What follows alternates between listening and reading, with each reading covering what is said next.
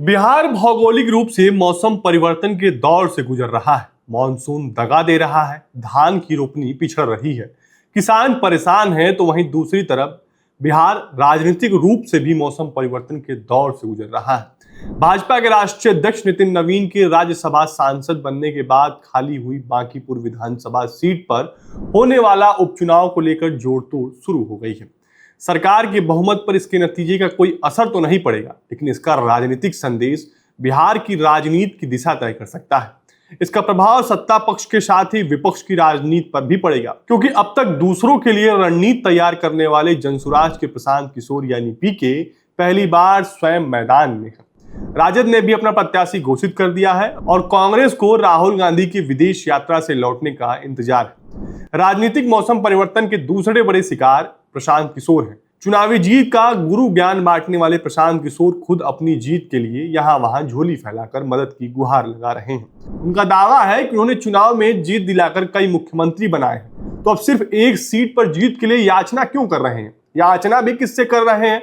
उस तेजस्वी यादव से जिन्हें पिछले एक साल से 9वीं फेल बताकर अक्षम नेता करार देते रहे हैं। सबसे बड़ी चुनौती विपक्ष के भीतर दिखाई दे रही है।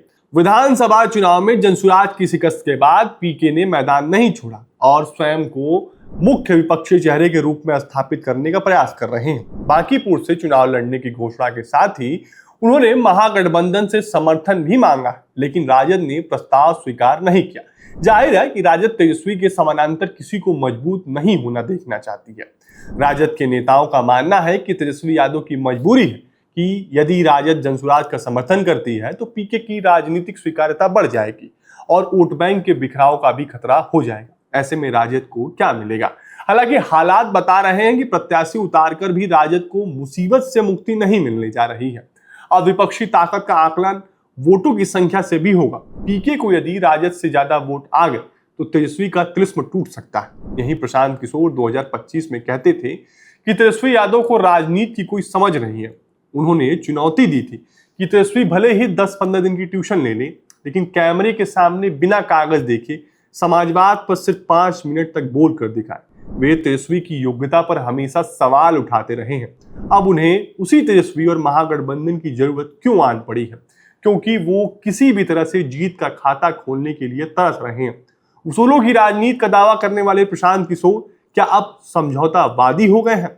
वहीं प्रशांत किशोर पहले कह चुके हैं कि वैचारिक रूप से वे कांग्रेस के अधिक नजदीक हैं। कांग्रेस भी उनके लिए सॉफ्ट कॉर्नर रखती है। जब प्रशांत किशोर ने बांकीपुर उपचुनाव के लिए महागठबंधन से समर्थन मांगा तो कांग्रेस सहर्ष राजी हो गई, लेकिन राजद ने इनकार कर दिया। राजद ने अपना प्रत्याशी देने की बात कहकर कांग्रेस को भी झटका दे दिया है।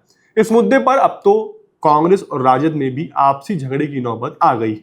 राजद ने बिल्कुल स्पष्ट कर दिया है कि प्रशांत किशोर विपक्ष के साझा उम्मीदवार नहीं होंगे। राजद के इस रुख को देखकर प्रशांत किशोर ने कहा है कि वे अपने दम पर चुनाव लड़ रहे हैं। प्रशांत किशोर के अकेले लड़ने का अंजाम क्या होगा, ये तो 3 अगस्त को पता ही चलेगा। फिलहाल के इतना ही। और भी ऐसे वीडियो के लिए देखते रहें बजरबट्टू दुनिया। धन्यवाद।